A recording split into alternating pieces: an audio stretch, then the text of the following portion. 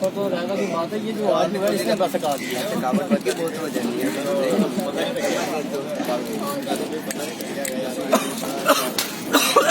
جان کیا ہوا ہے بھائی جان؟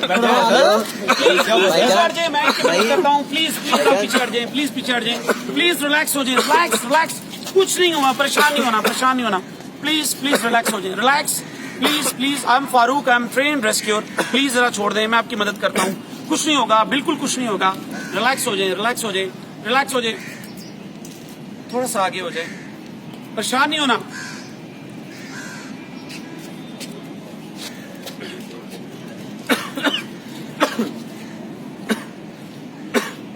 آپ کیسا فیل کر رہے ہیں؟ بیٹر.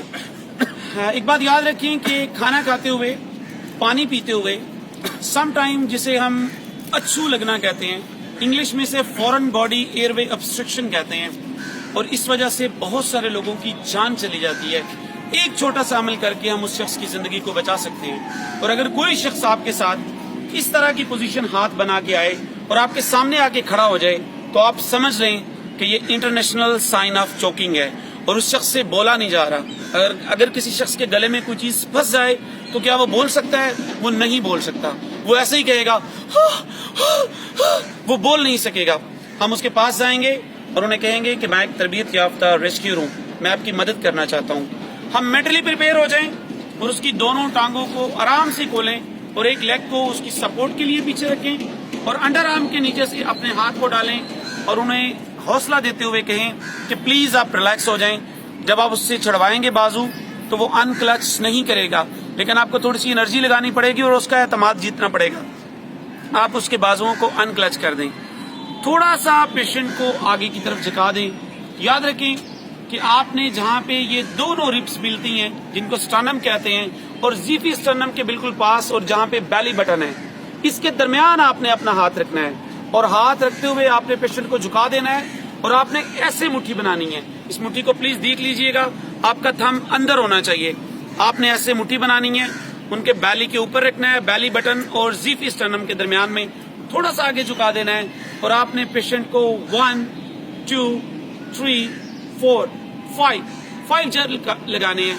یاد رکھیں اس میتھڈ کو ہیملش مینوور کہتے ہیں اور ہم نے جو جرک لگانے ہیں وہ اس طرح سے لگانے ہیں کہ جیسے چاکلیٹ کے ساتھ آئس کریم کو نکالا جاتا ہے.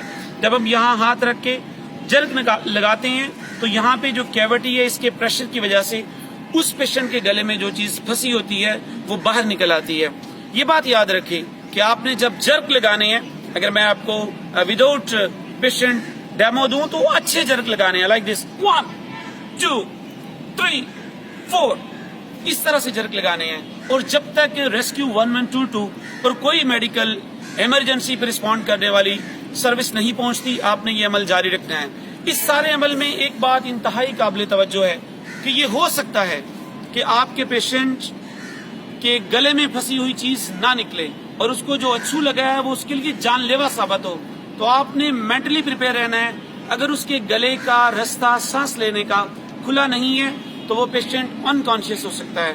تو آپ کی یہ جو لیگ ہے اس لیگ کو آپ نے دونوں ٹانگوں کے درمیان میں رکھنا ہے تاکہ اگر وہ پیشنٹ گرے تو اس کو مزید انجری نہ ہو، اس کو اسپائنل انجری نہ ہو، اس کو ہیڈ انجری نہ ہو. اور اگر وہ انکانشیس ہوتا ہے، وہ گرتا جاتا ہے تو آپ نے اس کو اپنی ٹانگ کے اوپر سپورٹ کر کے اسے آرام سے نیچے لٹا دینا ہے.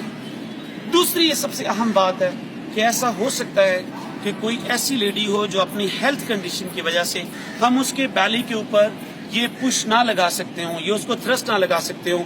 پریگننٹ لیڈی ہو سکتی ہیں. ایسی صورتحال میں آپ نے ان کی چیسٹ، وہ جگہ جہاں سے دل کی دھڑکن بحال کرنے کے لیے کمپریشن دیے جاتے ہیں، اگر میں آپ کو یہاں پہ ڈیمو کروں تو بالکل وہ جگہ درمیان میں جہاں پہ چیسٹ ہے، مڈ آف دا چیسٹ، آپ نے اسی طرح تھرسٹ دینا ہے. 1 2 3 4 5. یاد رکھیں کہ جب تک ان کے گلے کی چیز نکل نہیں آئے گی تب تک ہم ان کو تھرسٹ دیتے رہیں گے. یہ ایک اتنا چھوٹا عمل ہے لیکن اگر بر وقت کر دیا جائے تو کسی کی جان بچائی جا سکتی ہے. چھوٹے چھوٹے عمل کر کے ہم انسانیت کی خدمت کر سکتے ہیں اور ان چھوٹے چھوٹے ایکشنز کو اگر ہم اپنے بچوں کو اور بڑے کو سکھائیں تو کسی بھی وقت وہ انسانیت کی خدمت میں اپنا کردار ادا کر سکتے ہیں. بہت شکریہ.